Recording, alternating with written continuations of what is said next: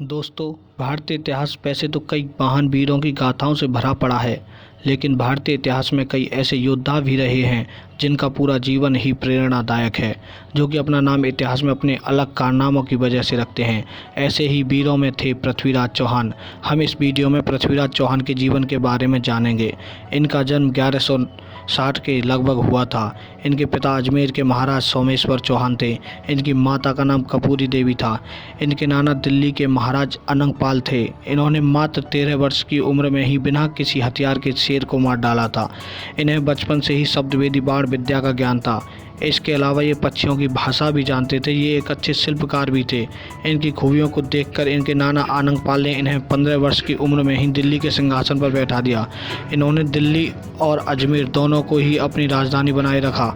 इन्होंने अपने जीवन काल में बहुत से युद्ध लड़े। इनका राज्य दिल्ली से लेकर पंजाब तक फैला था।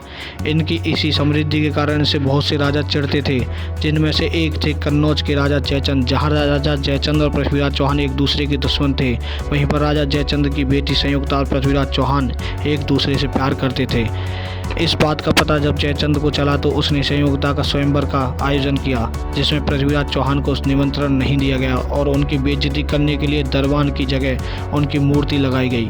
लेकिन ये चाल जयचंद पर उल्टी पड़ गई। संयुक्ता ने वरमाला किसी राजा के गले में न डालकर पृथ्वीराज चौहान की मूर्ति के गले में डाल दी। पृथ्वीराज चौहान पहले से ही बेस बदलकर स्वयंवर में थे। उन्होंने संयुक्ता को घोड़े पर बिठाया और सबकी आंखों के सामने से लेकर चले गए।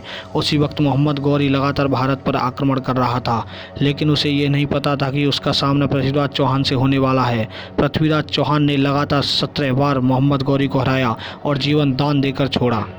लेकिन राजा जयचंद अपनी दुश्मनी के चलते मोहम्मद गौरी से जा मिला और पृथ्वीराज चौहान के खिलाफ षड्यंत्र रचा। 18वीं बार पृथ्वीराज चौहान उसे मोहम्मद गौरी के आमने सामने थे। पृथ्वीराज चौहान ने गौरी को लौट जाने को कहा। मोहम्मद गौरी ने अपनी सेना पीछे लेने का नाटक किया और रात में धोखे से पृथ्वीराज चौहान की सेना पर हमला कर दिया, जो कि युद्ध के नियमों के विरुद्ध था। इस बार पृथ्वीराज चौहान को बंदी बनाकर अफगान ले जाया गया। जब गौरी के दरबार में पृथ्वीराज चौहान से आंखें झुकाने के लिए कहा गया तो उन्होंने अपनी आंखें नीचे नहीं की, जिससे अपमानित होकर गौरी ने उनकी आंखें गर्म सलाखों से फुड़वा दी। जब चंद्रवरदाई पृथ्वीराज से मिलने अफगान गई तो अपने मित्र की हालत देखकर उन्हें बहुत दुख हुआ। उन्होंने इसका बदला लेने के लिए एक योजना बनाई। उन्होंने गौरी को पृथ्वीराज चौहान की शब्दवेदी बाण विद्या के बारे में बताया। गौरी ने भी इस विद्या को देखने की इच्छा जताई।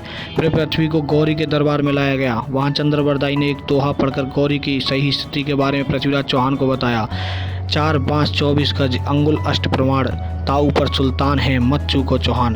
पृथ्वीराज चौहान ने पहले ही शर्त रख दी थी कि मुझे बाण चलाने का आदेश सिर्फ सुल्तान ही देंगे। जैसे ही गौरी ने बाण चलाने का आदेश दिया, पृथ्वीराज चौहान ने आवाज़ की दिशा में ही बाण छोड़ दिया, जो गौरी के मुंह को चीर गया और गौरी मर गया। कैरों के हाथों से न मरकर पृथ्वीराज चौहान और चंद्रवरदाई ने एक दूसरे को ही मार डाला। तो ये थी कहानी भारत के वीर पृथ्वीराज चौहान की। वीडियो अच्छी लगे तो लाइक करें, शेयर करें, चैनल को सब्सक्राइब कर दें।